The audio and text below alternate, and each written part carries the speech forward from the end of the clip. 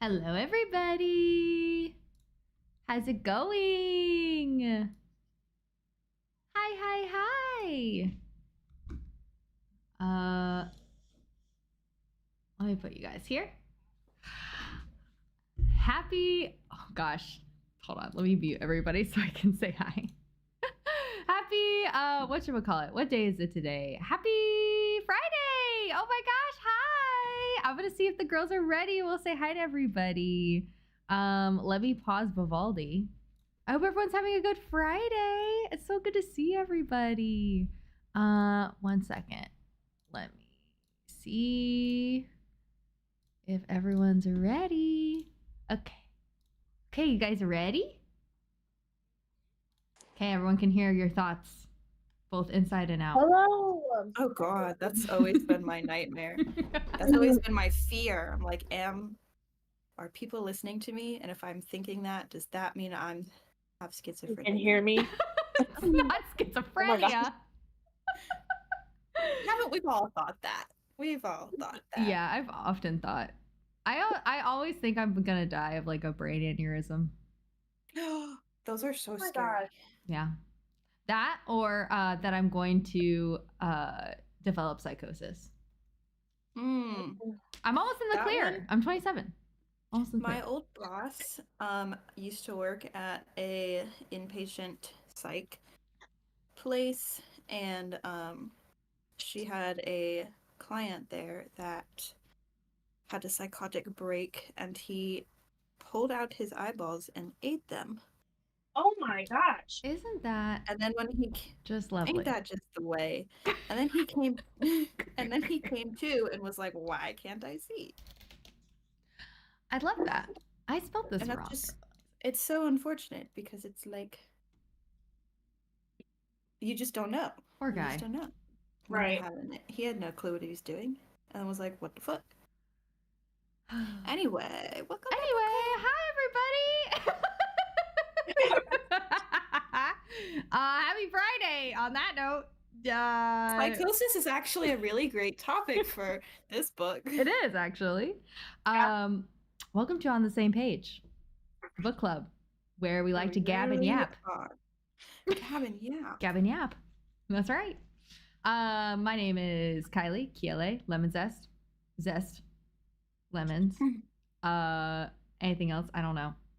And my pronouns are she, they. Woo! Thank you. It was just so quiet after that, and you said it with such like enthusiasm. Thank you. I'm trying. It's Friday. Yeah. It is. I also have the lovely. Anyone else want to go next? Cassidy, you go next. I always go next. I was gonna offer you. Oh. I'm plating my dinner. You go next. Oh, okay. Oh, okay. Hello. I'm Cassidy, or Cass, or I think I'm Cash. Mm-hmm. In the Ass and Cash duo. Mm-hmm. She, her. Beautiful. Last but not least. Yeah. I'm Ashley. Oh. Okay. Ashley's wrestling a bear right now. It's so crazy, guys. She does it every Friday. It's a sport. I have a YouTube channel. It's with Happy Bear Friday. Yeah. Yeah, a Russian guy is my master. He's been teaching me. Oh, wow. You know, Russian bear wrestling. Yeah. I know. Yeah. Right. It'll be in the Olympics next year. It's the only thing Russia's allowed to compete in. Right. Oh my gosh. Hi, Wolf. Yeah. Welcome in. So, originally, because Ash is plating her dinner, I'm going to talk just for a little bit. Originally, we were going to be doing, what is it called? Egg and Spoon for April. However, Ashley called her Hear Me Out book, which means, for those who don't remember, here, I'll pull up this little helpful chart. Look at that. Look at that. There's all the books, which means we are going to do Egg and Spoon next month along with Remarkably Bright Creatures. So we're going to be covering 2 books next month. Ashley called her Hear Me Out book, which means Cass and me are the only ones that have their book left here. And yeah, it's going to be a good time. And Hear Me Out books, just for those who don't know, are books that we can call upon anytime just to prevent like scheduling conflicts or what is not scheduling? What the fuck is it? Cancellations. Oh my God. Jesus Christ. Maybe I need caffeine. Oh man. Just to avoid cancellations and you know, if we just need a breather that month and someone doesn't need to read a book, it's a book that they've already read. So Ashley has already read this book quite a while ago. Yeah. And Cass and I had just read this book this year. So it's going to be exciting stuff. So we are in the non-spoiler section for Piranesi by Susanna Clarke. I'm going to read a little synopsis and then we'll get into our non-spoiler section-y questions. And it went away. Also, hi, Wolf. I'm glad you like this book. I will reserve my commentary for a moment. Uh-oh. That's not an uh-oh. That's not a First non-5 star. What do you mean? Kylie gives every book 5 stars, even if she hated it. You're like, oh, but I feel bad for the book. Well, I can see Kylie not having a good time with this book, so maybe it's not. Oh, I think, yeah. An Egg and Spoon. I know Kylie won't like that one either because it's like exactly all the parts of fantasy that you don't like. You're gonna skip so many chapters. I feel like that should be illegal. Why would you do that? Because it's very there's all the descriptions. Okay. Let me read the synopsis. Okay. So, Piranesi by Susanna Clarke tells the story of Piranesi, a man living in a vast infinite labyrinth called the House, filled with statues and an ocean. Piranesi keeps detailed journals of his explorations, and his only companion being the Other, a man who visits him to help him search for the great and secret knowledge hidden within the house. As Piranesi explores, he discovers evidence of another person and begins to unravel a terrible truth about the house and his own identity. There we go. So, Wolf, I like that quote. I like that quote, Mir. So for those who have not been here before, for the non-spoiler section, we go over our overall thoughts and opinions. All right. What did we think of the author's voice? And this is Cassie's contribution to this, the weight of not only the writing, but also the context. Do we feel like it was heavy to read? Like, was it a heavy read, a light read? And our overall star rating. And then Ashley has a couple extra questions I will get into. Mm-hmm. Okay. Does anyone want to go first? Ashley. Okay. First. So, of course, my rating is 5 stars. 5.5 stars. 10 out of 10. We're changing the rating system for this book. Piranesi is a standalone modern classic for the ages. It's so good. So yeah, that's my rating.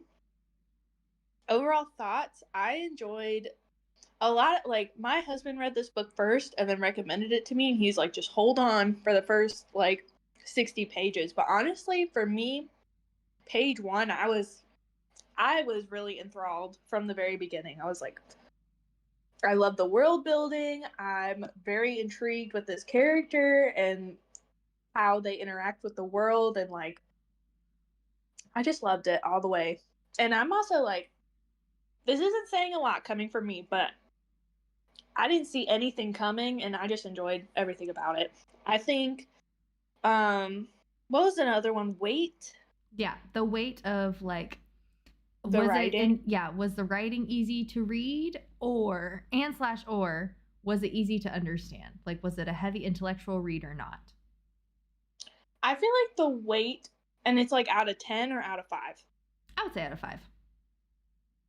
I would say the weight is like a good 2.5 or 3. Like, I feel like they might have thrown in some words that I was like, let me look that up. But I just think like it flowed really nicely. I understood it all the way. But it wasn't too overcomplicated. It definitely wasn't super flowery, but it definitely was, it gave you enough to paint a picture, but it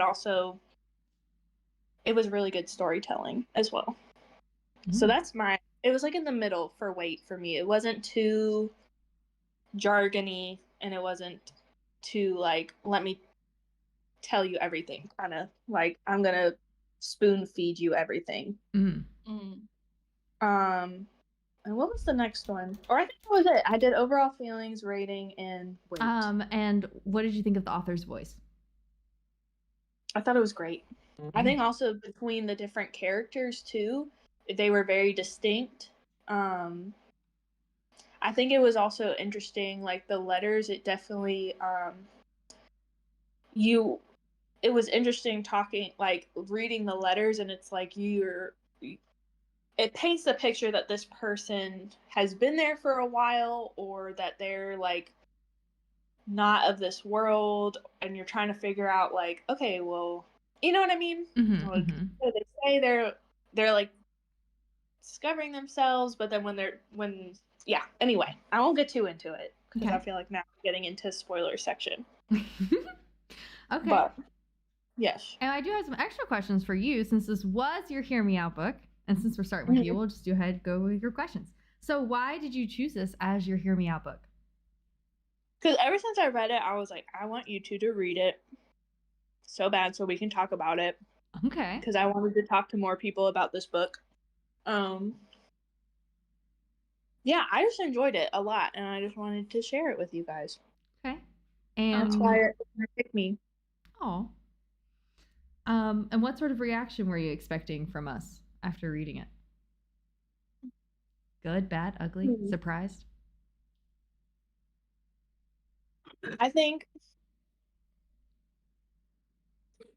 what I'm expecting is for Eiley to be like, I was confused, I hated it, I skipped so many parts, 5 stars, and I'll be like, okay. Damn, calling me out. Because you also said I'll keep my thoughts to myself for now, and I was like, oh, here we go. She skipped the whole part. He's like, oh, this looks like a letter. Skip. That's the whole book. I know. Skip the whole book. I actually didn't read any of it.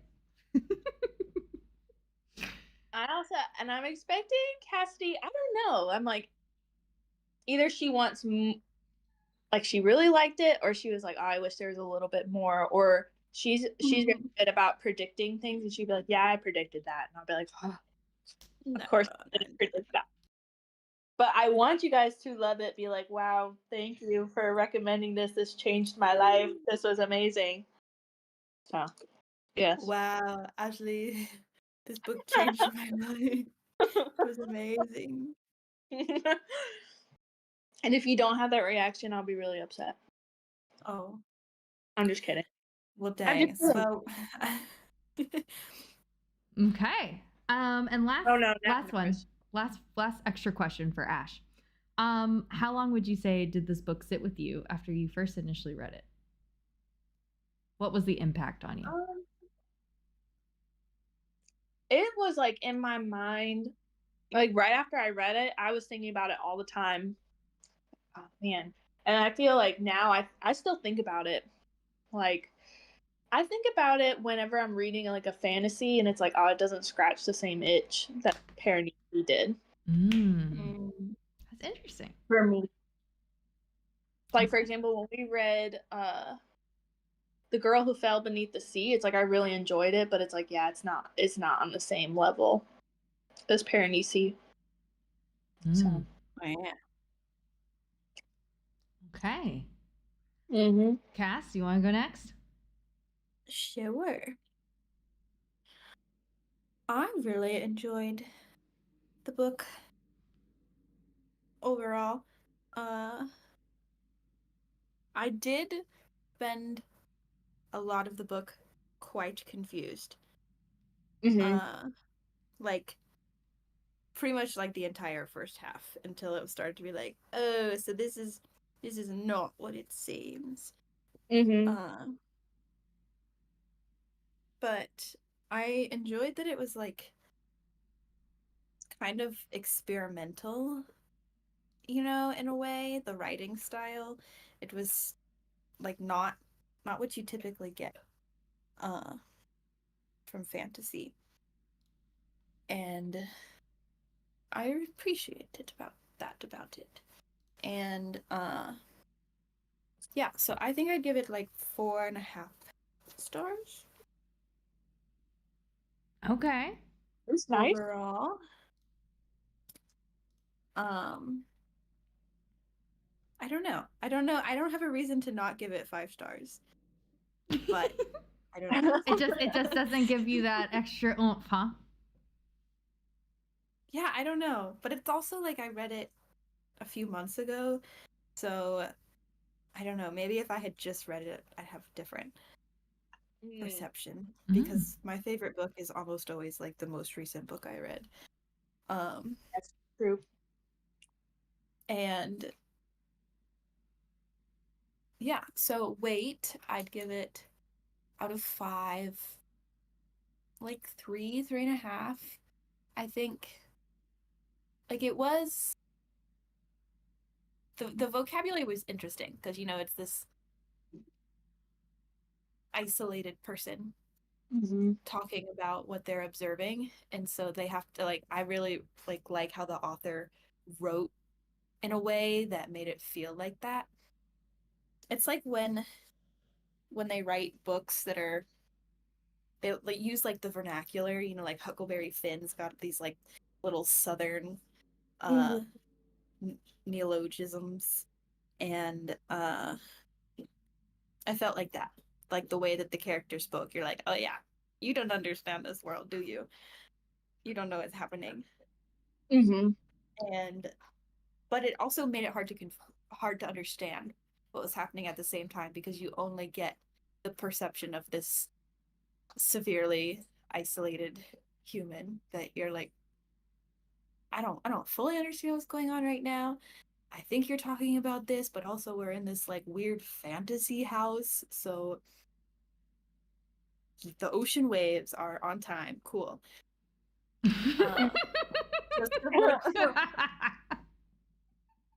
Stuff like that made it a little hard.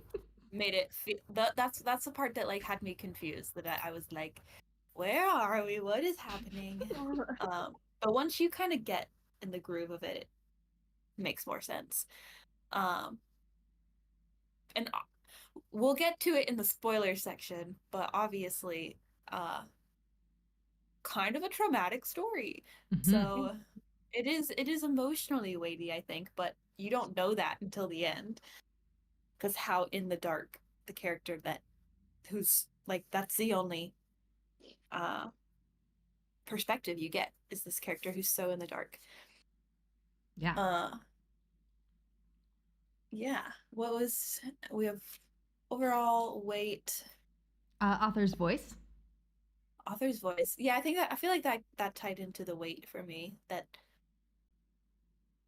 and also in the overall rating, that I like how the author wrote it in a style of like this confused otherworldly alien human, but that also made it confusing. Yes. But in a good way. In a good way. I wasn't upset that I was confused. I was quite pleased to be confused. Okay. Sorry, so loud. You're good. Because I know it was going to make sense. Sometimes you read a book and you're confused, and it's like, it's because the author's confused too, and you're like, you don't know what you're doing. Not good. But I was confused because the author knew exactly what they were doing, and I didn't. Yeah.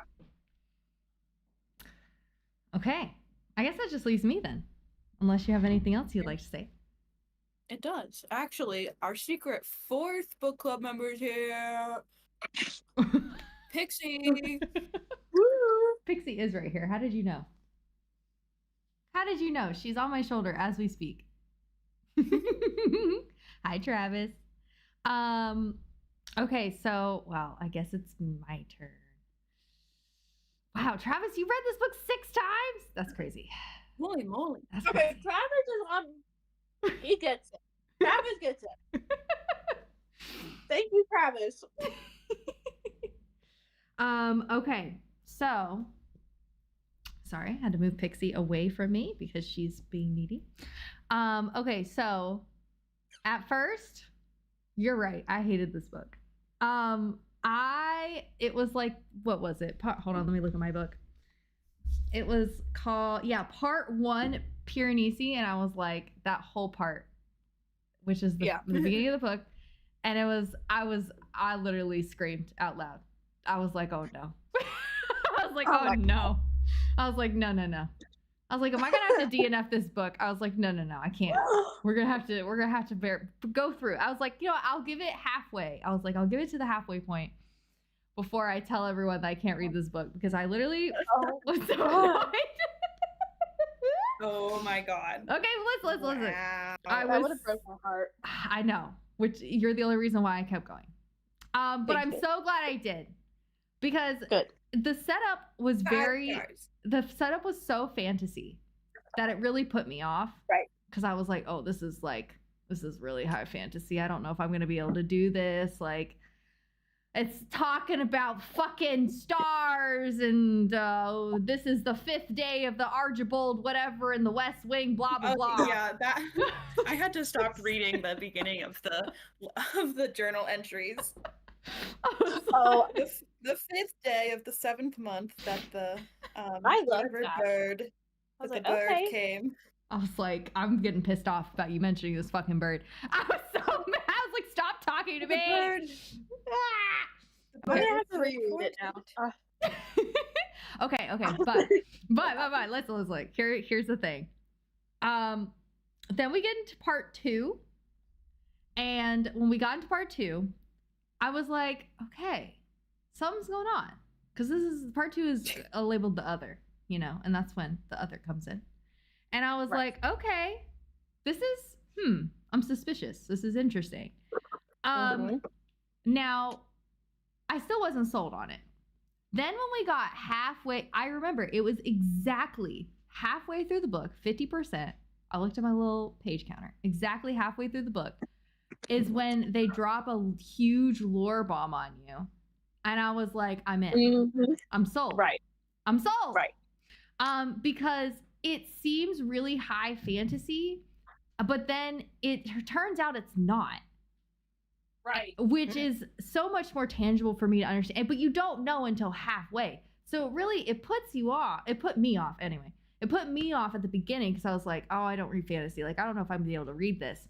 But then when you get halfway, you're like, oh, I was like, oh, like, I can read this. Like, this is tangible enough to where I can read it and I don't feel like my brain is exploding on itself. And then when we got to part 4, that's when I read so fast, and I was all in. I was all in at that point. Oh my god, what is happening? Oh my god. And turns out it's a mystery novel. Yes, which I loved the mystery, and it honestly, it felt like, yes, it got more grounded. That's a great way to put it. Exactly, Mir. And I felt more grounded. I felt like I could tangibly have like an idea of what was happening. And then when that happened, when part 4, which is called 16, is 16, right? And I was able to really kind of think of it in a different way. And this is because that's when it starts giving a lot of lore, and we'll get into it in the spoiler section. But that's when I started feeling like it was more Full Metal Alchemist style fantasy. It was more like, it reminded me of Boy and the Heron, right? Like, I was like, oh, this is like a very similar logic of like Boy and the Heron, and the world building is very similar to Full Metal Alchemist. Like, these are like, I was able to tangibly understand what was going on. And then when the end of the book happened, I was like, oh my God. Oh my God. And yeah. And so my overall thoughts, because it was a roller coaster of emotions.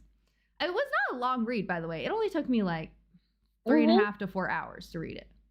It was really short. Really short. Which was great. And I think it was exactly the length that it needed to be. But my overall thoughts about this book is that this is a masterpiece. I think this book is a masterpiece. And I'm going to give it 5 stars without any sadness in my heart. Without any sadness in my heart. Yeah. The same thing that Ashley said, that I feel like this book is going to become like a classic. It's going to be one that kids are forced to read in school, but they'll be happy about it. It's just chef's kiss. It is good. Yes. So, yeah, I felt good about it. I was really happy reading it. I felt good. And yeah, so you were happy reading half of it. Yeah. But you know what? I did have a good time because I had to get through it. Yeah. I had to get through that half. And then the payoff for me was worth it, if that makes sense.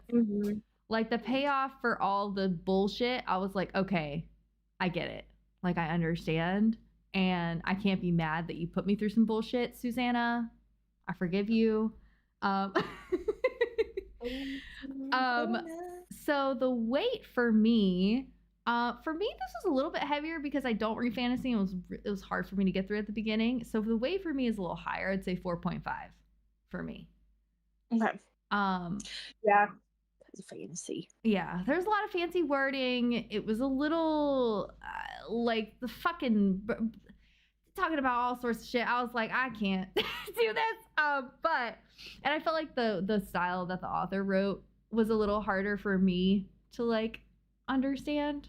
But I think that's just a me issue. Like I was like, I don't know what you're saying to me. I don't know what you're saying, Susanna. What are you talking about?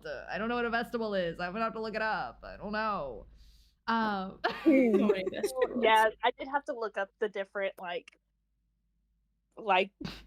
vegetables or the different like kind of statues she was talking about. I was like, oh, and it's like it is a marble statue, and I'm like, perfect, cool. Yeah, she's like the hand is broken off, and I'm like, yes, I get it. It's a statue. Okay, keep going. Tell me something else, please. I beg you. There was. I was like trying to understand what the statues. They talked about them so much, and we're like, what? There's got to be like some sort of like metaphor, and I don't think I ever got it. Yeah, we'll talk about it. We'll talk about it. Get into spoiler we don't. section? Not yet. I still gotta finish. I just gotta finish what I'm saying. Okay. Okay. Thank you. So obviously I did give this 5 stars. Talked about the weight. Talked about the author's voice, and I forgot the most important one. Would I recommend this book? And I would say yes. I would recommend it. Yep. Okay. Before we get into spoiler section, which we're already tiptoeing over there. Before we get into spoiler section, any other thoughts, complaints, things that you think people should know before getting into this book? I would say just suggestion if you're like, oh, I'm interested. First, it's like, oh, this is just a good time. Don't try to understand it. Just be like, this is good time. Yeah. Because, right, the second half, you're like, this is great. But first half, you enjoy it much better when you're like, sure, the bird came 6 weeks ago. Awesome. Cool. Next. Like, that's because when my husband recommended it, that's what he told me. He's like, just get through the first part. And I was like, cool. Then I'm just going to have a good time. I'm not going to understand it. So cool. I'm not going to try to. And I enjoyed it immensely. So if you're thinking about reading this book, the first half is very confusing. So you're just like, cool, awesome. I'm not even going to try to understand it. Cool. and you'll like it a lot. Yeah, Yes. that was. I tried so hard to understand it at the beginning and had to just give up, and it becomes more enjoyable at that point. Mm-hmm. Yes. To just be like, whatever you say, this is the world we're in. I'm here. Mm-hmm.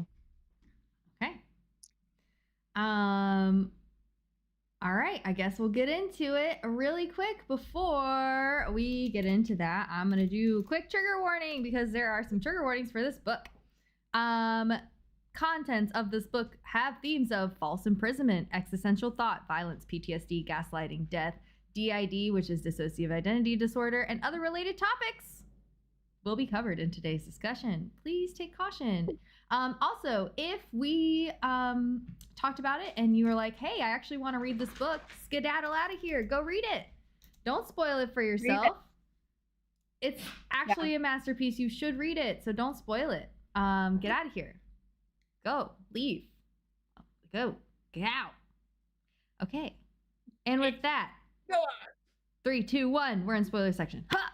Woo! When... I'm so excited. Okay. So, my first question to y'all is this is, I guess we're just talking about part 1. What do we think about the house? Just like overall, what you thought of the house, the concept of the house, any questions, or like how you interpreted it? Is that too broad?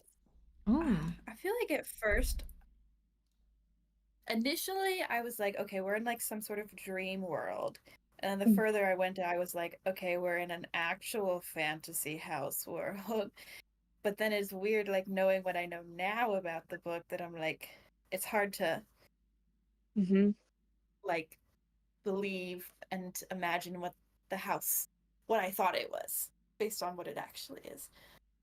Which is, I guess, is kind of similar to the original thought, that it's some sort of, like, weird dream world. But yeah, I thought it was fake at first. And then the further they get into, the more that Piranesi gets into this world and describes it, I'm like, okay, maybe we did just create a weird world, and that's where this book is. Because that's how weird it felt, that the house was like, I don't know, I pictured some like Atlantis crumbling but Roman architecture in just the middle of the ocean. Nice. Kylie? I didn't know what to think because I just wanted it to be over. I was like, I don't want any more description of this goddamn house. I don't know. There's hallways and doors, and he's like, and the 32nd hallway of the 4th wall, and the blah blah blah. And I'm like, shut up, dude. Shut up. I don't care. But then I was like, oh, this is crazy. It's actually another world. Okay. I'm here. That's the real reaction I had. That's like all I got. The arc of the book that you're like, oh, fake, and then it's like, oh, real, and then you get to the end, you're like, fake. Guys, I know now. Guys, you gotta listen, chat. Listen, I'm gonna say this because I don't think you guys understand that I don't read fantasy. It's very hard. I don't like it very much. There's parts of the books that we've read before that I for sure skipped. That I was like, I don't want to read about this. Kylie, I'm creating a New Year's resolution for you in April. We're halfway point New Year's resolution to enjoy fantasy. Kylie, I think you just have to lower your expectations. It's just like they're so low. I think you Ashley. have to be like, they're so low. but like for good fantasy, there has to be build up. Like you can't just, because then you'll be also confused in a bad way. I feel like if you're just kind of like dropped in like, and there's no, because I feel like Piranesi, you're dropped into the world and you're like, I'm really confused, but then it builds and it like fully explains it and you're like perfect, but like for example, like the Priory of the Orange Tree, which we both Oh, DNF'd, God. it was like, I couldn't sit through that. But I feel like, too, a good example of a fantasy that's like palatable is The Girl Who Fell Beneath the Sea. It's like, all right, there's some description, but it's short. It's not, we're not going in length about a war and how, you know what I mean? It's like, I feel like you just, yes. But I feel like with all fantasies, you kind of have to, like, you got to get through it. And that's the problem. Before you can DNF it. You know what the problem is? I'm going to tell you the problem. It's not fantasy. That's not the problem. The problem is I don't have imagination. So it's telling me all this bullshit. Whoa. And I'm like, I don't know how to envision this. And I can't do it. I don't know if that's something actually wired wrong in my brain, but I really can't visualize Okay, things no, sometimes. actually there's aphantasia is like the lack of like visual imagery, which people have described. If I tell you to like picture a red apple, can you like literally see it in your head, or can you just like with words you know what it would look like? Like in my head I can like it's there. I see a picture of it. It's not vivid, that's for sure. It's like if I'm looking at it, it's like looking at a red apple through half an eye. Does that make sense? Interesting. I honestly think it's just because I've had traumatic brain things. Like I've had head injuries. I also don't fully believe in aphantasia as a thing, because people will be like, oh yeah, I don't see pictures, and other people are like, I do see pictures, but I think we all just like have a different idea of what the mind's eye is, and what seeing in your head is. That's how I feel. Yeah, it's all there. Yeah, it's like I don't physically see anything. Like even if I close my eyes, it's like I can't. But it's like I feel like I imagine things the same way I look back at a memory. You know, like I'm not actually seeing the memory, but it's like, oh yeah, I remember like our girls' trip. We were at the beach and we did the jumping picture, and we were at the golf court. You know, it's like that's how I feel like I read books. It's kind of like, yeah. That makes sense. Okay. Yeah. It's like same thing. I see. Wow. I feel like it's more so I just lack imagination, because I daydream all the time. Love daydreaming. Love doing that. But I don't dream in like a fantastical way. I feel like I'm just not wired. Well, did you feel like that when you read? Because also that could be different for a book you're not really into. So like, it was like Piranesi, I was fully immersed. Like I was not. It was one of those experiences where it's like you're reading the page, but you're not actually like, I'm reading, but I'm more so like literally like I'm in the house where like, you know what I mean? It's like, oh, I'm watching the waves. Like I'm not, I've seen like people write about like this experience where it's like you're almost not looking at the page anymore. It's like you're reading, but it's like you're not, I'm going to sound so silly, but it's like you're reading, but you're not seeing the words. You're seeing what you're reading. Yeah. Right. That's exactly what happens. Correct. Yeah.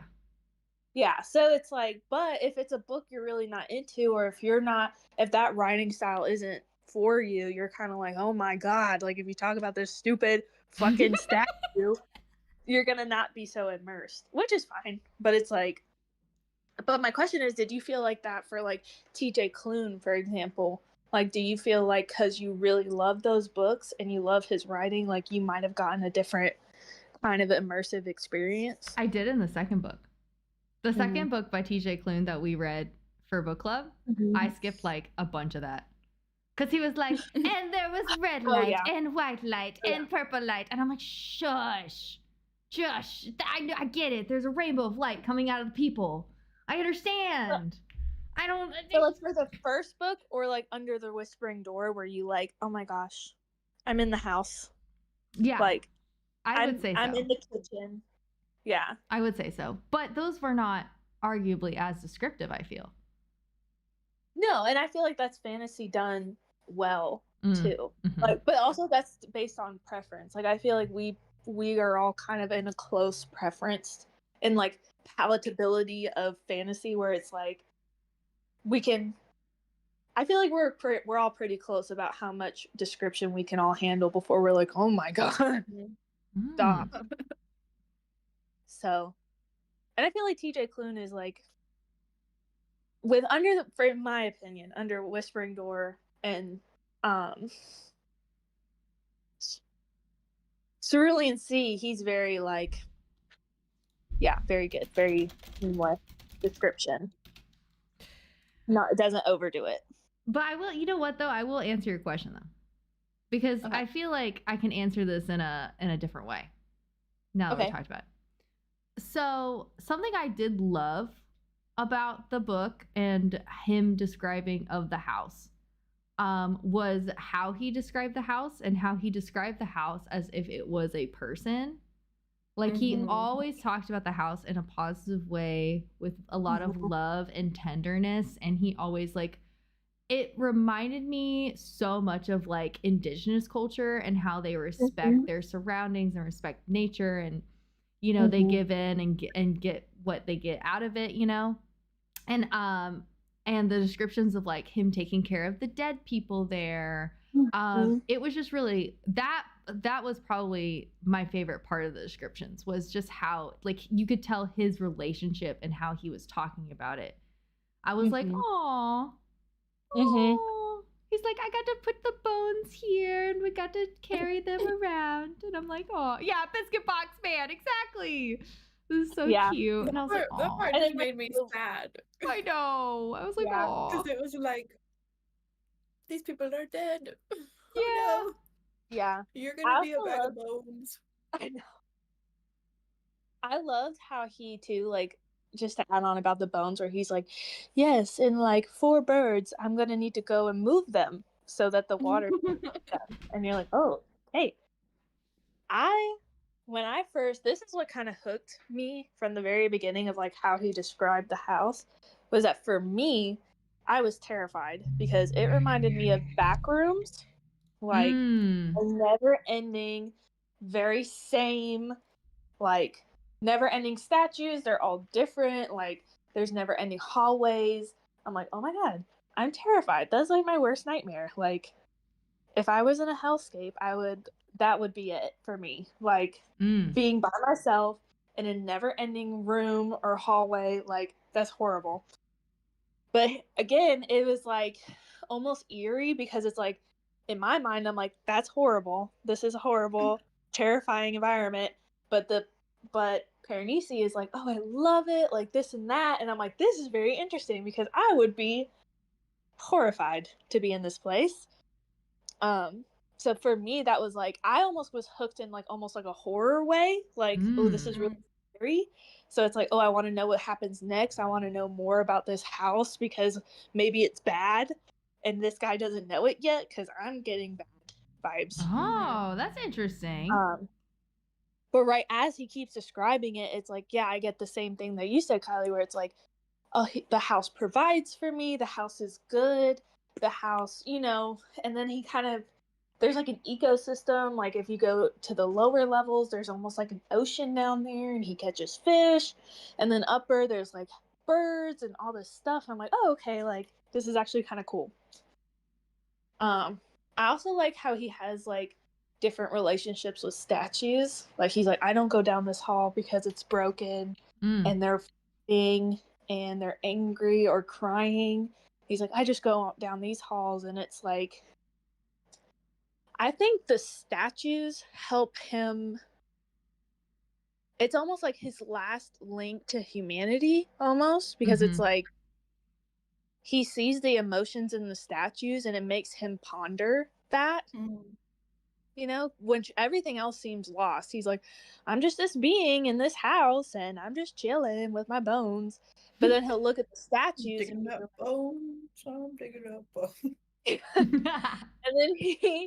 and then he looks at the statues. I wish I like highlighted the way he talks about some of them, but he's like, this statue makes me feel safe. I go to this statue to talk to it. Like, I don't go down here because this and that, or I feel bad. I haven't gone to see this statue in a long time. It's like, it's almost like very faint, like his last grip of reality is slipping, and it's like almost like not even like a faint memory. You know what I mean? Yeah. And he also, he mentions how, because when he talks about, he mentions this, it's like in part 2, he like mentions the statues, and then he's talking about the other. And he notes that like he doesn't visit the statues, and then he's like, although I've never known him to be particularly religious, so in some way I think that that's kind of like a ritualistic religion to him of like honoring dead spirits and noblemen and things like that, which is interesting. Like also kind of just the comfort that he had to find, because I mean, I'm sure that we'll get into this question, but we are in the spoiler section. But with the whole him being trapped, that obviously we learn. Oh my god, the notebooks. When he finds his old notebooks, fucking blew my mind. And pieces it together. That was the moment where I was super hooked. When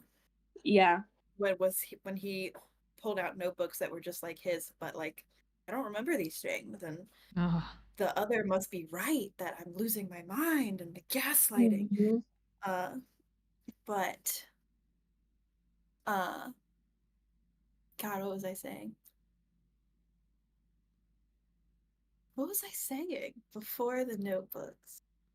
Oh, that like, yeah, he had to find some sort of comfort, because as we learn from the notebooks, he wasn't always in the same mindset that he is when we meet him. That he's aware that he's trapped at the beginning, so he has to find some kind of solace to make sense of the world. And you know, many people turn to religion for stuff like that, and so that's kind of what the house and the statues became for him. Was this like, this is how I understand the world. This is how it makes sense to me. This is all I have. And I also think that brings up of what I think kind of happened, was that he kind of disassociated, and I feel like it was a representation of DID, because that's literally what it is like your personality splits, and part like the main core personality gets protected by this outside personality, right? And some people have like multiple personalities in their system. Some people just have one or two. But I feel like his language towards it was very direct, and like, oh no, he's inside here and he's safe. Like I'm here now. Like I'm taking care of us right now. Like he's safe. Yes. That he started to like refer to his own self in the past as this other person. That like, that's the only way he could make sense of not remembering.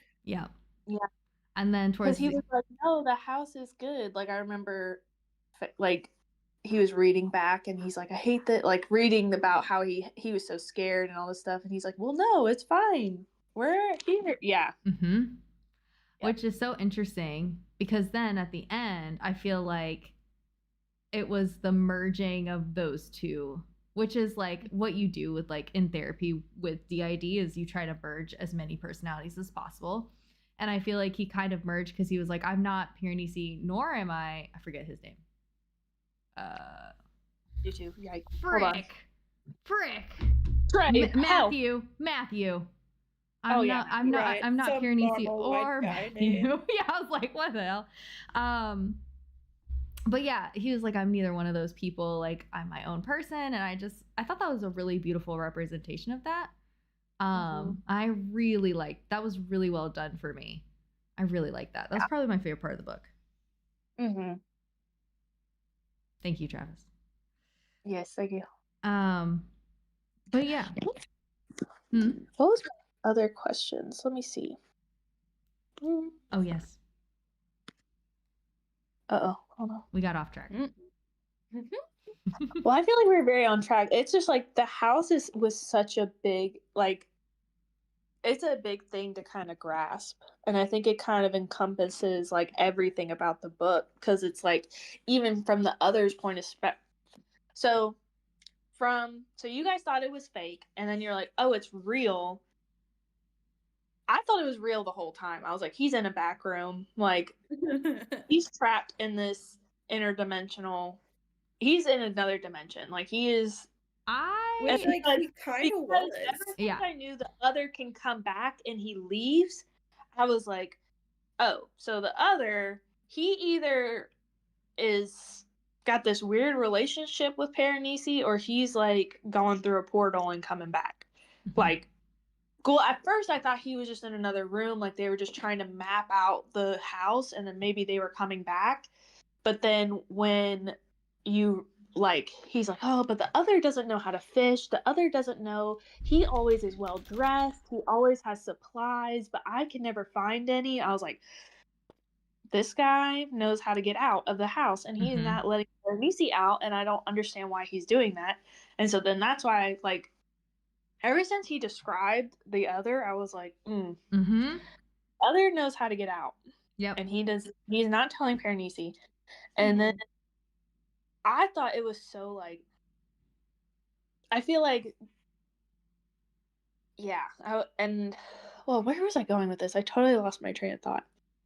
But I thought it was very interesting, like, the other, we come to find out, like, did find the house, but he's so afraid of it, and so he's just, like, dumping people into the house. And, like, it's just interesting, like, which I did think that I thought that we were like in a fantasy world until I found out that, so first, here's what I initially, let me be specific here. Hi, Kenzo. We're not a map club. There was no map in this fucking book. Literally, you couldn't map this book if you tried. No. So I knew, because of the title Piranesi, that it was going to be like a labyrinth because of the famous architect Piranesi, right? Who made like the architectural prisons, which now looking back, I'm like, that is such a cruel name to give to someone, because you literally put them in an architectural prison. But so I knew it was going to be a labyrinth. I knew that. I did not know, like, until he like went back, like the other went back into the other world, and like he's talking about having an iPhone or a smartphone or whatever, and like automatically has all like these shoes and stuff. Like, I'm like, oh, you can leave the labyrinth. So I'm thinking, I did not realize it was another world, but I was like, oh, we're just in this fantasy labyrinth. How are you leaving the labyrinth? And then when he was like talking about the other worlds, I was like, oh no, we're in a whole different world? What's going on? Yeah, it was crazy. I really thought it was in the actual world. I didn't think it was at first. I was like, okay, once you start to realize that the other is the bad guy, and it's like, oh, he's trapped here. I thought he was like, oh, maybe it's like a human experiment. They want to know like how humans respond to things, and he's the subject of it. Which is why I was like, okay, cool. So we're in this like Atlantis type house in the middle of the ocean, and the other just freaking boats in. And then that started to not make sense. So I was like, okay, never mind. Yeah. Mir, I had a theory about the multivitamin. I had a theory. Oh my God, I completely forgot about the vitamin. I had a theory about this. So my theory is that it was not a multivitamin and that it was drugs. Yeah, for sure. Because the reason why I said that is because the ritual, he was like, and I don't know what kind of drug it was, but the ritual, he was like, oh, like, do I need, like, right when Matthew was still Matthew, before he went into it, and like we're doing the flashback, right? He was like, oh, do I need to take drugs? And he was like, no, you drank the coffee. That should be enough. And I'm like, first of all, what'd you put in his coffee? Second of all, caffeine is a drug. So I'm like, so you need to have some sort of drug to make this ritual work. And so I think to have him not only like lose himself even further and like have that sense of control, but also to keep him in the world, I think he needed to be drugged because there was a note from the note that he found that was like, don't forget to take your multivitamin or whatever, from like one of the other people. So I'm wondering if they stopped taking their multivitamin and that was a threat to that world or whatever, because, you know, or maybe they started losing their mind more. I don't know, but I think it was drugs. And that's my brain. That's my theory. Thank you. Mm-hmm. Mm-hmm. Yeah. Yeah. What? So. Yes. Okay. Sorry. Next You're leading this. question. Go ahead. No, you're okay. Oh crap. I'm trying to think. I know you guys did this before, and I also just wanted to share what I thought of them. But as the story goes on and you learn more about, like, there's a part of the book where it kind of goes into, I don't remember what part it is, but you learn about the other and his intentions, his research, all this stuff, and you have his perspective of the house, and I was curious, and like the statues, and I was wondering if y'all remember, if you agreed with that, or if you, like, what the significance of the statues were to you. Well, were there any significance to the statues, like any rhyme or reason to y'all at any point? I fully don't remember the descriptions of the other and the statues.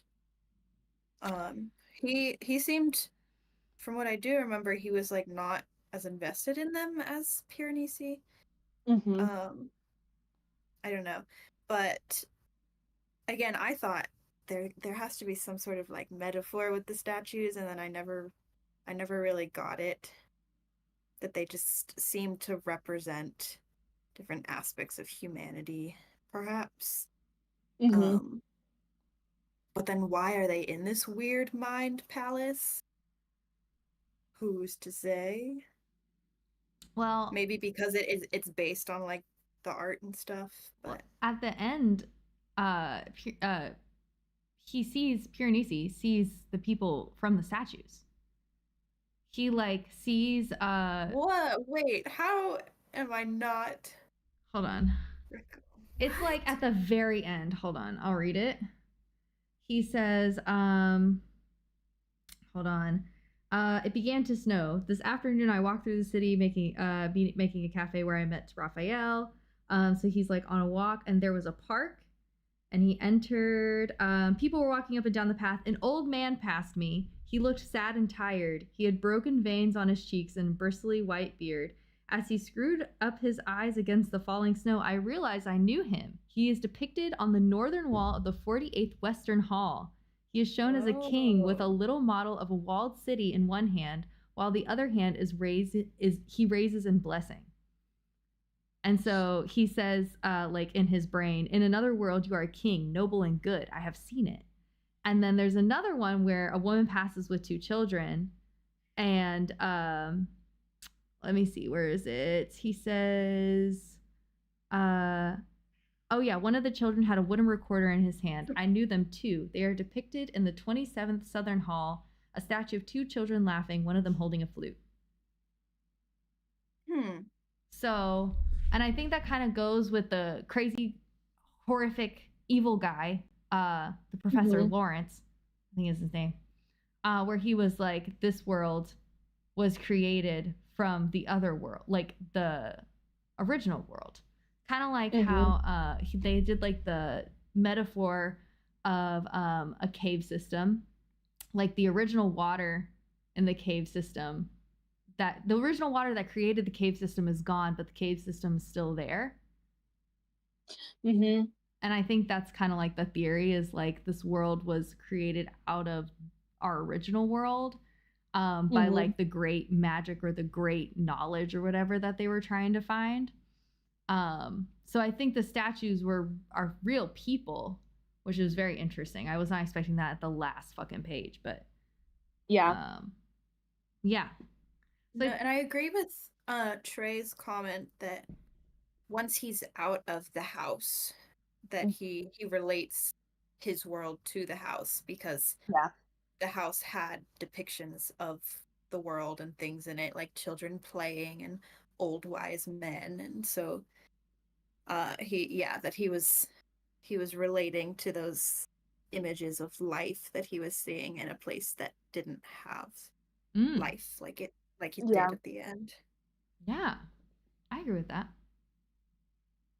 Yeah, I felt like it was almost like at the end, it's kind of like he went full circle, but like Matthew is forever lost, right? So now it's like this new personality is trying to make sense. Like, right. So it's like when Matthew first goes in there, he's like, kind of like what I said before, where it's like, I feel like he clings to the statues because it's almost like that's his only sense of humanity. And now it's like clinging to these people, to the statues, because now it's like opposite. It's kind of like when he first came in there, he's like, oh, this is like, I'm talking to these statues because it's like people, but I don't understand that. And now it's like, we're back to like the start. Like, I know these people because they're like the statues. Because then he was just so lost in there that then it was like all he knew. But I agree with Kylie. I thought the house was like basically trailing behind, because there was one quote that I remember where it's like, and I bet down 1,000 halls from here, there's going to be someone, like, there's going to be a computer statue, or there's going to be, you know, like the house will evolve. Like, the evil guy said that. I am. So, right. I think that's right. He was like, oh, wherever we're stuck now is like way in the past. But like as the halls go on, we will eventually get to modern age like statues. And I was like, huh.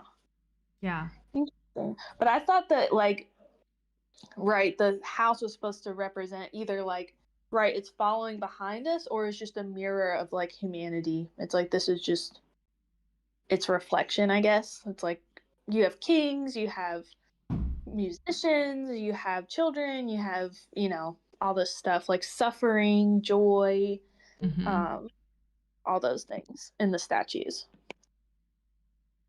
Yeah, I agree with that. Wow, what even is the house? We are the house. The house is. But see, the house. This is the whole reason. Like this thought process was the reason why this reminded me of Boy and the Heron, the movie. Cass, have you? I need to rewatch it. I have. Okay, you did not like it. I came to the middle when the parrots were. What? Cass, you did not like this movie, yeah? I didn't not like it. It was a lot, and I didn't like the imagery of the bird emerging from the little gremlin man. Okay. Okay, but let me say my thought of why this reminds me. And this reminds me of Boy and the Heron because it is not only just like another world, but that world plays off of like the initial world and is built from the hatred of the original world. Like he created that world to get away from the hatred in the OG world, and that's the whole point, right? Is that we're supposed to take care of our own, and we're supposed to, you know, forgive each other and blah blah blah blah. And I feel like that's kind of what this book was also doing in a similar way. Because what's her name? Raphael. It's very interesting. So she like comes in, right? And she like is asking, or she's like, do you want to come with me? And he's like, no, I can't. I have people here. And she's like, people? And he's like, yeah, but they're dead. And she's like, they're dead. And he's like describing them to her. And he like shows them to her, and she sees like, she's very sorrowful because she is aware that they were murdered and they were imprisoned. But he doesn't see it that way, and he sees them as good and kind and noble. And he talks about that, and he's like, I wish she did not see them because she changed my perspective on them, Like now I have to, now I only envision them as murdered, right? Yeah. Instead of what I originally had. So I think that was like a really good representation of like seeing like, even though he was literally falsely imprisoned and tortured and gaslit and lied to and all these things, he still found, like, he was so thankful for the house and he found the beauty in like very small things, and that carried throughout like his life after, because he was like, I got rid of most of Matthew's possessions, like I don't need them, like I don't care about fashion, or I don't care about, you know, money, I care about people. And I think that was really beautiful. Mm-hmm. Yeah. It's just a wonderful book. Mm-hmm. Mm-hmm. I agree. What did we feel about the ending? Like how it ended, how it closed? I thought it was nice. It made me feel nice because he was satisfying. Yeah. Mm-hmm. He went back, which I thought was cute. I like that he can go back anytime he wants. And he told, what's his face? Jimmy, something. He was like, you can come back anytime too. Cause he like brought him back and he started crying. He's like, you can't live here. Oh, yeah. Because you can't take care of yourself, but I can bring you back anytime you want and we can hang out. And I just thought that was really sweet. And Raphael went back too. I just thought that was like kind of nice. Yeah. Or else the house would be lonely. Mm-hmm.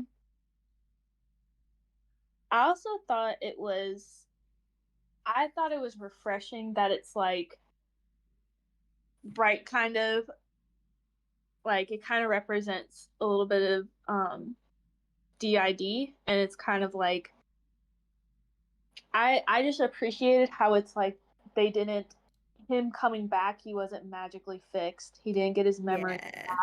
He, you know, it's like, okay, he knows the truth now, but he's still himself and he still finds joy in the house. Like, you know what I mean? Like, it had a very fulfilling ending, but it wasn't like, and everything was fine and he went back to normal. You know, it's like this is his new normal, and this is like the people around him supported him. Like, I liked how his family, like he was reunited with his family, but it was like not the same, and it was like, you know what I mean? Like it was a good ending, but at the same time it wasn't like perfect. Like, I guess in how am I trying to say this? I'm trying to be like, it was realistic. It was realistic, yeah, because it's like, if you think about people who suffer from mental illness, it's like, okay, like they do, you know, it's like, I think people want to try to put people in a perfect mold, and it's like, okay, well, for you to be better, you have to act this way and feel this way, and like you're cured, that you get cured, you know, and then you don't have to deal with it ever again. Right, and it's, which I think is not right, and I think this book kind of highlights, like, okay, like, right, we reunite him with his family, but at the same time, and he's better, he's not being manipulated and imprisoned, but also he finds joy in something in this. So it's like, we'll support him in that. We'll give him like his freedom back. Like, he can be himself and feel how he feels. You know what I mean? Yeah. Like, it's not like, oh yeah, let me go back to my job. You know, it's like, he is forever changed, and no one is trying to change him back to Matthew. And I appreciate that they let him continue as, you know, like, all right, yeah, this man is changed forever, and we're going to support him through that, you know. Absolutely. And like how his life will be in this modern world that he no longer, like, at the moment when the book ends, can truly function in. Like, he's like, you know what I mean? It's like he's been fishing and mapping the stars and this and like that, and then you're like, all right, get on a bus and do some work. He would be like, what are you talking about? So I just really enjoyed that it was like, it was a beautiful ending, but it wasn't like they were trying to make him normal again, or quote unquote normal again. Yeah, he just got to be himself. Which was nice. His new self. Yes. Which I really liked. I agree with you on that. But yeah, the ending was perfect. I think I would have been really pissed if it ended any other way. I'm going to be really honest.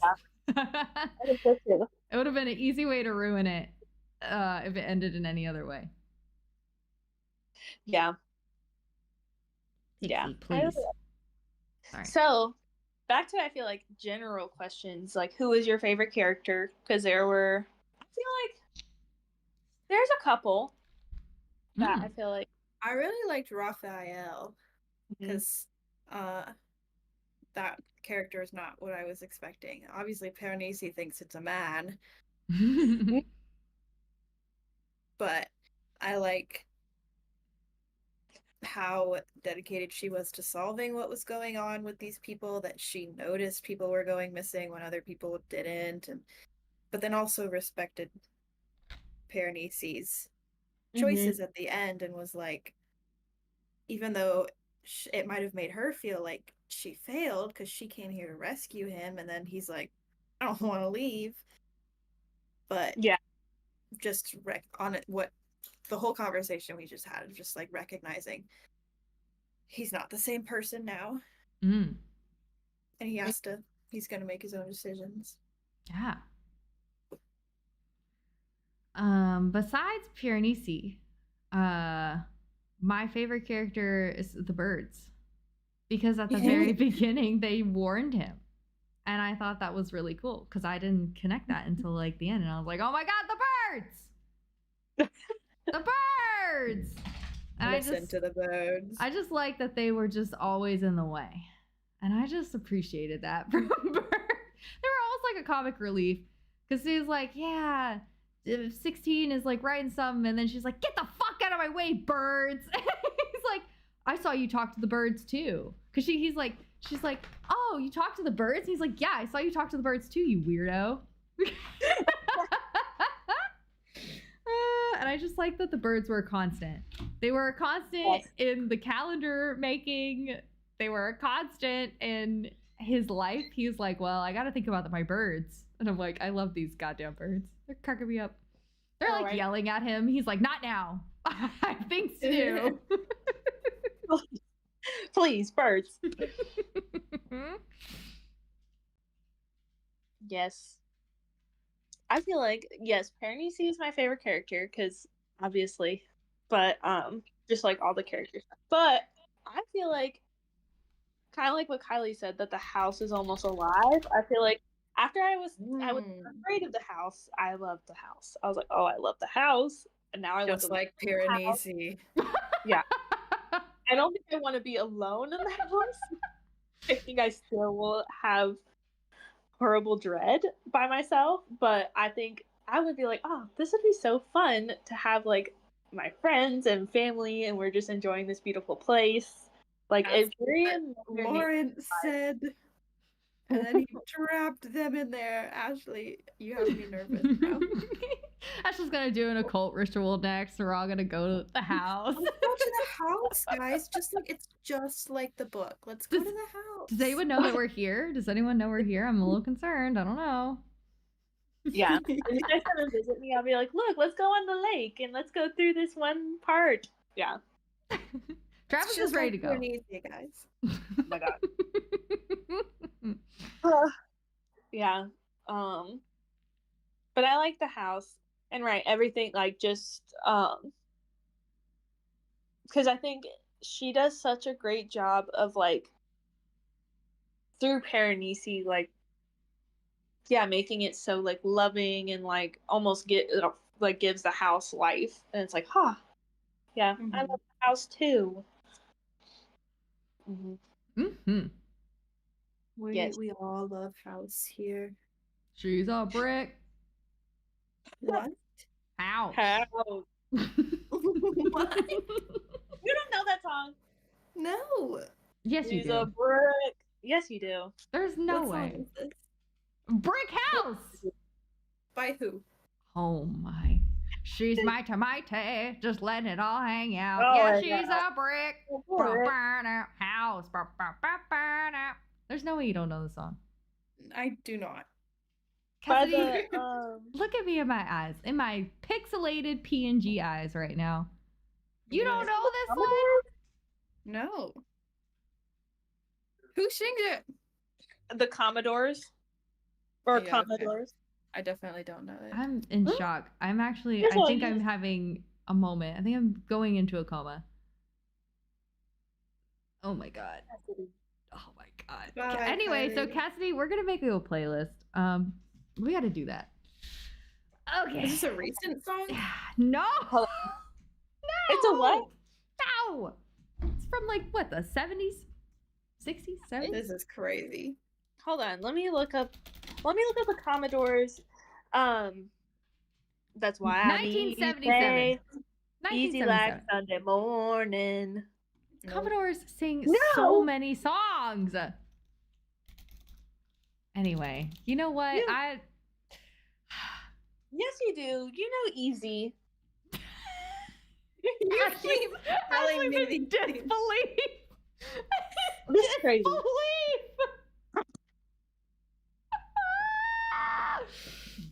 Oh my God.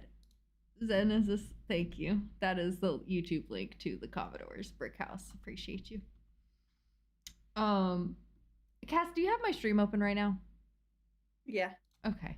Turn that shit up. Yeah. The song? I'm gonna play the fucking song. Good.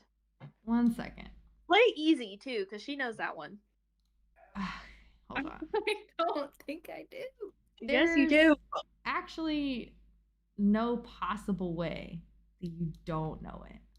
Hold on, I have to do some things so I don't get fucking yeeted out of Twitch. Oh, Trey said you're sentenced to 1 year. Okay, you ready?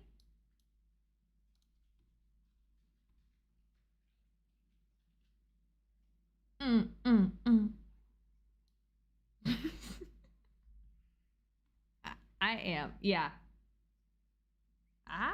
You should. That's crazy, because I'm playing it. Everyone else can hear it.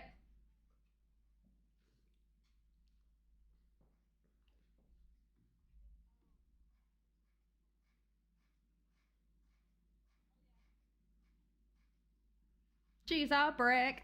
Now house.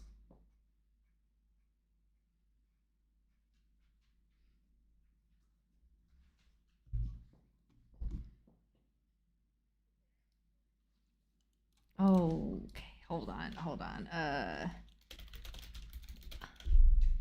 Okay, here we go.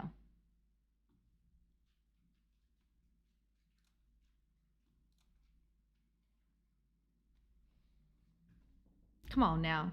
Lionel Richie, sing to me.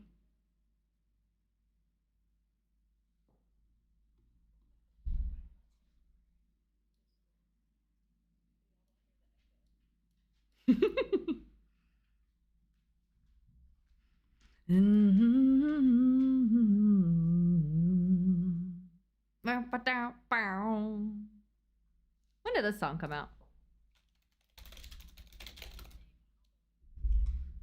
Is it? Huh.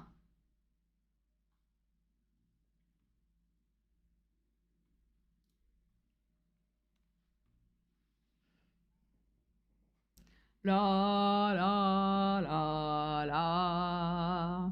Easy like Sunday morning.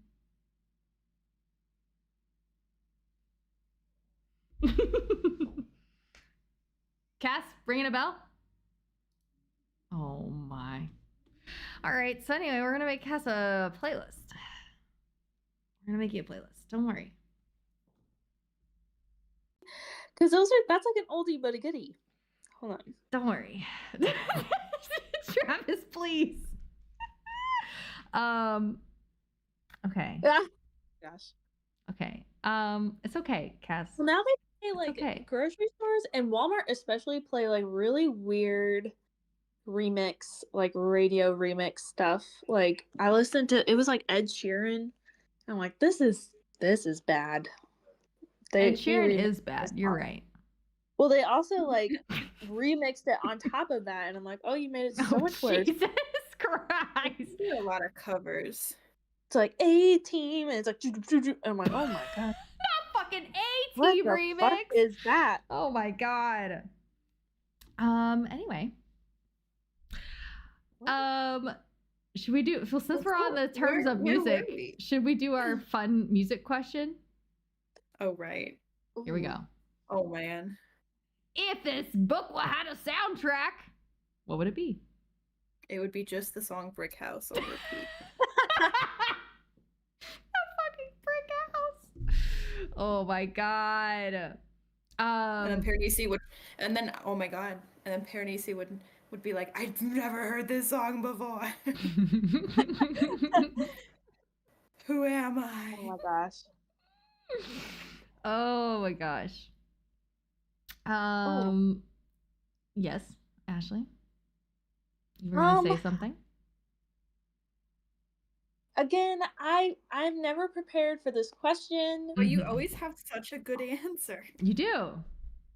I feel like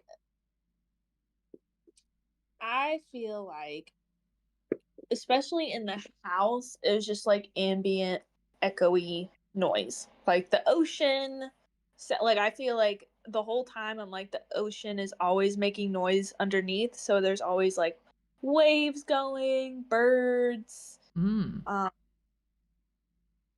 I feel like more so again, like my whole premise, like my whole feeling of the book, I took it as like I know it was fantasy, but for especially the first part, it was mostly kind of like horror thriller for me because I'm like, this man does not know that he is trapped. This man does not know he is in danger. So I feel like it's also just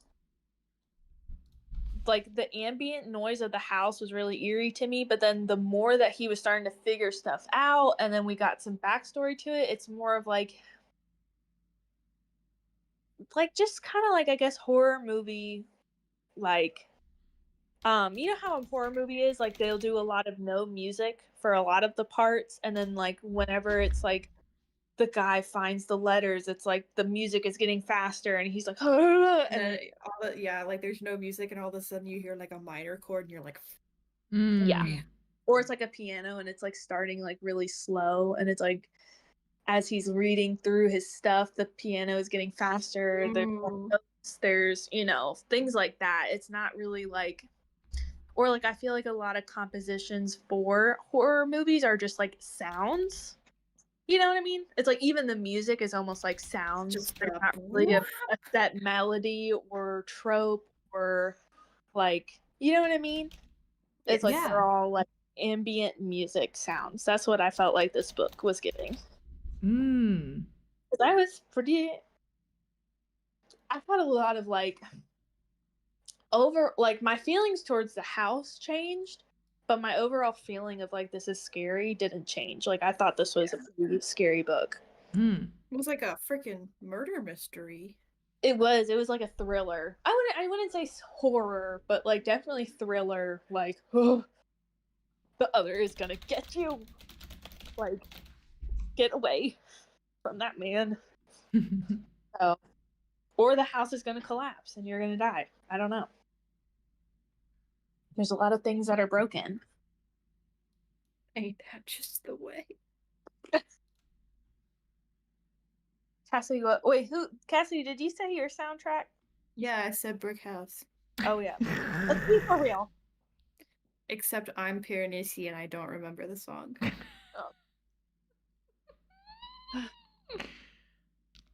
Wow. Cassidy, I'm about to share you a playlist. I don't know how to follow Brick House up. But I do like your idea of the scary movie. So I have something that I think is a good idea. Okay. So in the chapter Valentine Ketterly, right? It starts off and you get this like the flashback or whatever, and he says that he opened the door and there was like an accompaniment of Barrel Lots. I don't know how to say his name, but he's a jazz artist. He's a jazz artist. Oh, okay, never mind. Yeah. So he's a jazz artist. I did look him up. He has pretty good jazz music.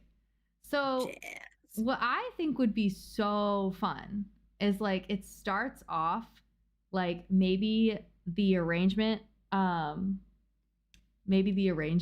like this jazz piece is more classical, right? Like when he's like very confused and like doesn't have his memory, and then as he's gaining his memories, like slowly like trying to figure it out before we get this flashback, you start like hearing more of like the jazz of like the actual arrangement, and then the actual arrangement happens during the flashback. And it continues with this artist throughout. Because it's kind of like, because it's like a pinnacle moment. It is. So that's my thought. I like it. Thank you. He has he's very cool jazz sound, actually. I really like it. I was listening to it while I was setting up a book club today. You like jazz? Actually, what would be on repeat in the house would be Sometimes Behave So Strangely. Oh my, Cassidy, we gotta end here. We gotta end now.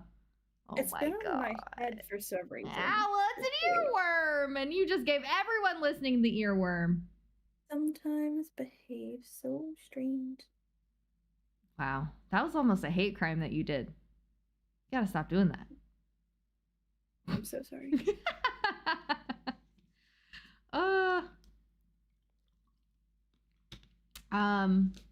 Okay, well, we lost Ashley for a sec. She's sending me playlists. That's what's happening. Well, I don't know. We're coming up on our time here. Wee. Any other last thoughts? I will go listen to some Commodores. Yep. Or Lionel Richie, any of that will be good. And everybody go read Piranesi before it's on like the classics list. Yeah. So that you can say you knew him when. Yeah. When did this book come out? Let me see. Like 2017, I think.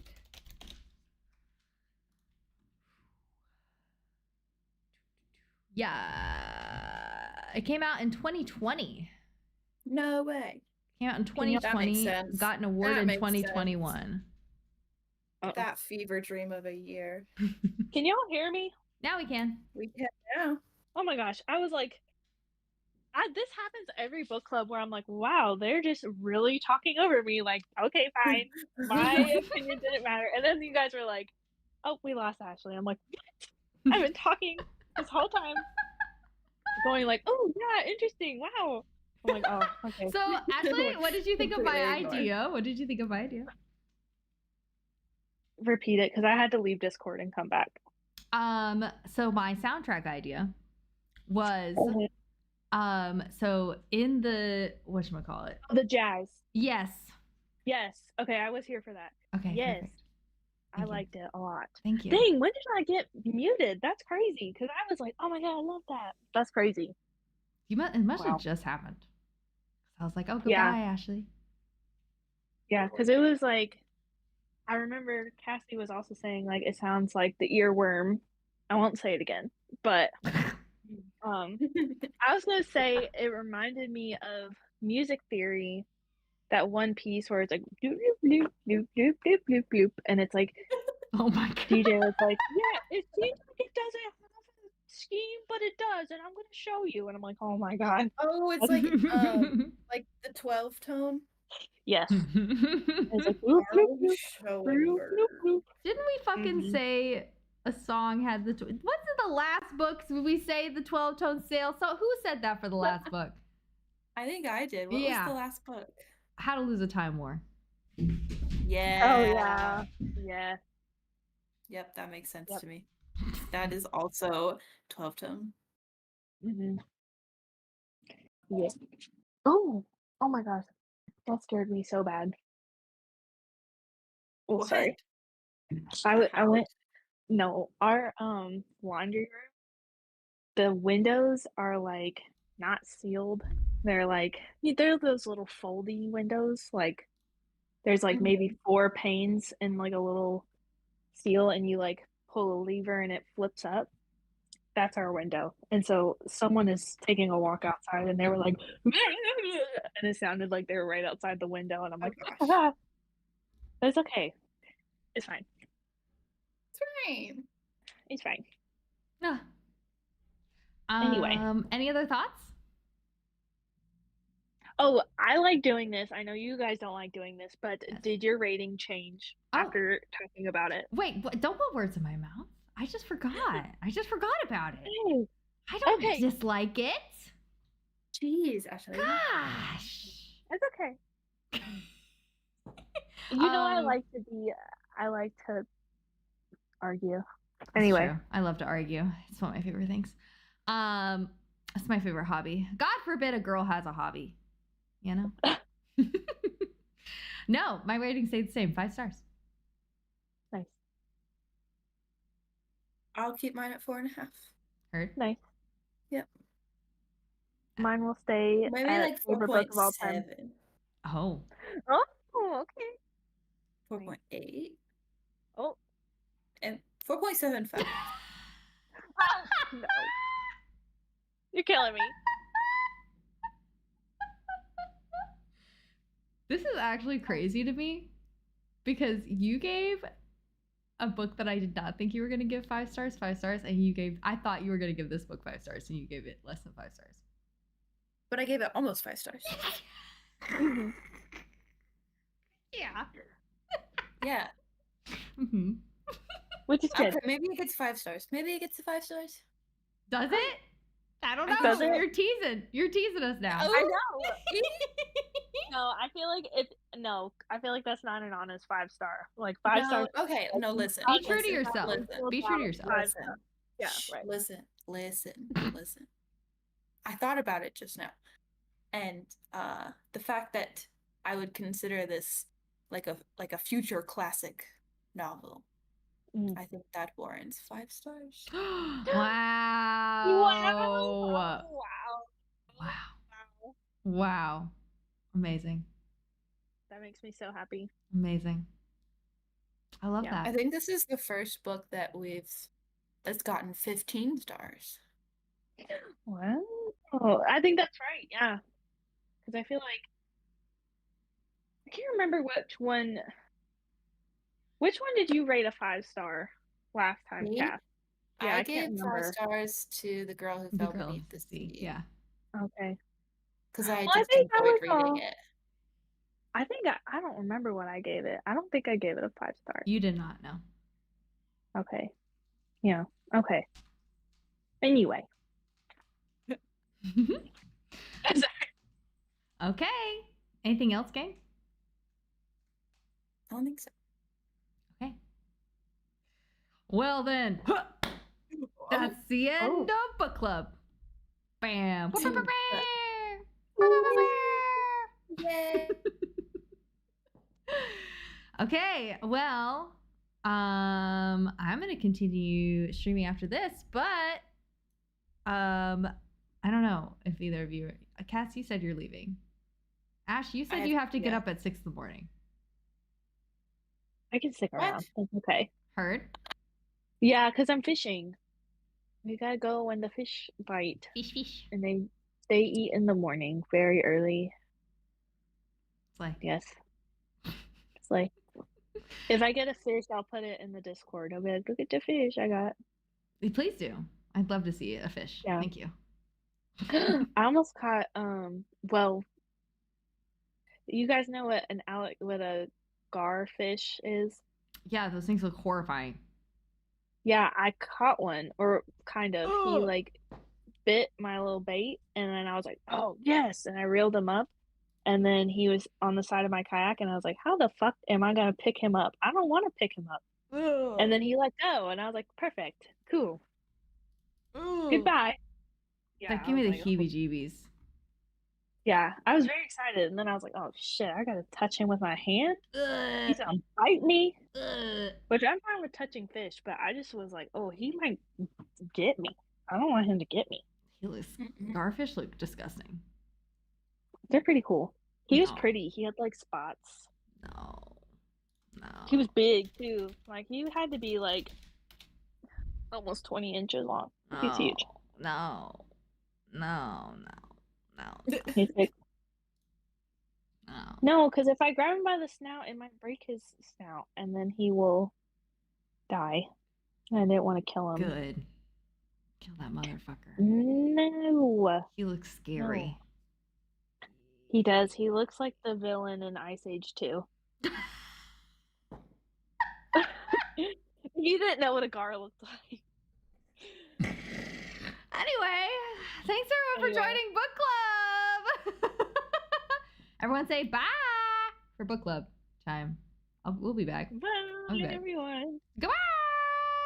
Goodbye. I'll be back. You guys don't leave, but Cass is leaving, so say bye to Cass. Bye.